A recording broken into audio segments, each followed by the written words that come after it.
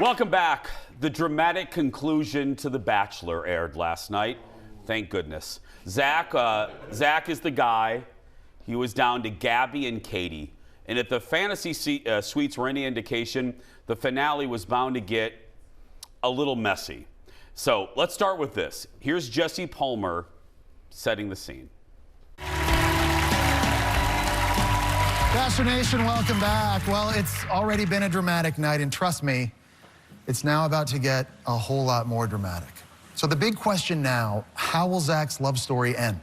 Is it going to be Kaity, or is it going to be Gabby? Because somebody is about to get their heart broken. And I was there, and it was very, very sad. So brace yourselves, because this is a rough one.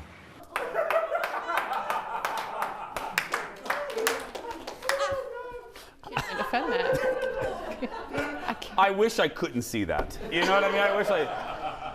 Anyway, clearly, Jesse Palmer was still reeling from that final day in Thailand. See, Kendall, Bachelor knows about Thailand too. Yeah. So rude. So, how is our Bachelor expert doing after this audience? 3-hour finale. It's like Return of the King. For the final time this season, roll it, Leo. It's time for 42% of America loves Ted. Joining us from Bachelor headquarters is our producer, Ted Johnson. Hi, Ted. Good morning. How are you? A little tired this morning. I'm sorry. Well, yeah, it was a 3-hour show, Ted. And they stretched that puppy out. I bet they did. So how was it? How was the 3 hours structured? So here's how it usually is. It's like you get 2 hours of the show and then 1 hour of the final after the final rose, but they just decided to incorporate the whole thing throughout. So the first part, we get Ariel. Remember Ariel last week? She got dumped in the fantasy before, they didn't go to the fantasy suite, or they did go to the fantasy suite, but they didn't really go to the fantasy suite, if you know what I'm saying. Yeah. So she's basically saying, I didn't get my money's worth. And so he's, explaining, oh, yeah, I should have told you about the other fantasy suite, but I didn't. And she's like, but why didn't you? And he's like, because I didn't. So there's that. So that took up about 45 minutes. What? That made no sense to me whatsoever. So what you're telling me, let me play therapist. It's called mirroring back. What I'm hearing you say is that was an uncomfortable conversation with the mermaid, Ariel. Yeah, because he was saying that he decided to tell everyone about his fantasy suite with Gabby. And he told Kaity, but he didn't tell Ariel. Okay. And Ariel believes she should have been told. Absolutely. Okay, so dude had a final date with the women. How did that go on the finale? Well, they're all in love. So he went out with, so Katie's up there and Gabby's down there, and he's still visibly just torn. I don't know who I'm going to choose. And Gabby down there in the bottom right. I always thought Kaity was the one he was going to choose. So Gabby down there in the bottom right is like, basically trying to poke and prod and be like, okay, but what are you thinking? He's like, I don't know. And to which she says, I don't think it's going to be me.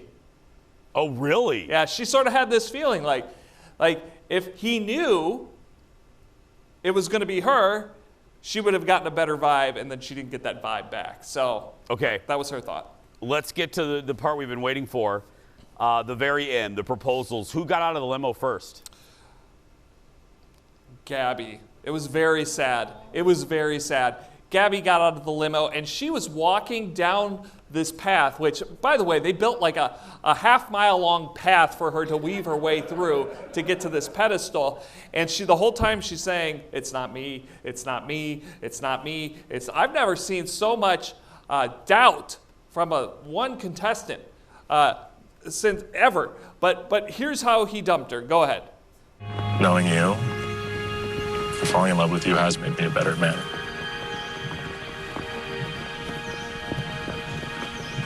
But I know, you don't have to say it.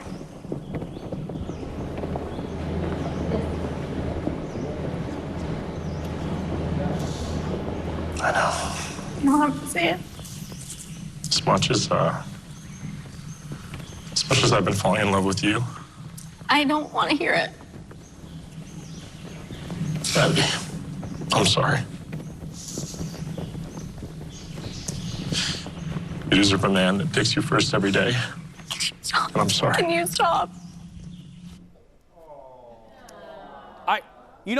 I feel bad for her, but you know what? She's actually the winner in all this Well- because she's a lot better off without him. Right. You know what I mean? And I was thinking, okay, so he's dumping her, and she's telling him, well, you don't need to say it. Does he still need to say it?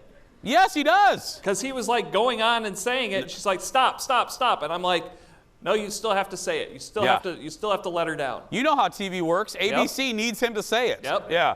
So he chose Kaity. Did she say yeah?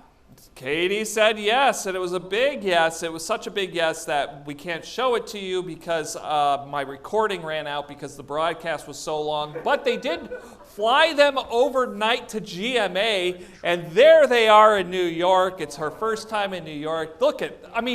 Have you ever seen a couple look more in love than those two? Look at how far apart they're sitting. Yeah, the body chemistry is overwhelming. Yeah.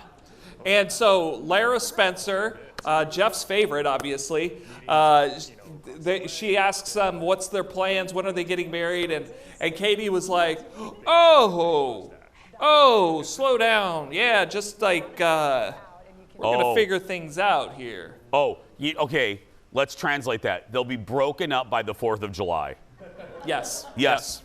That's it. Ted, thank you for a great season of The Bachelor.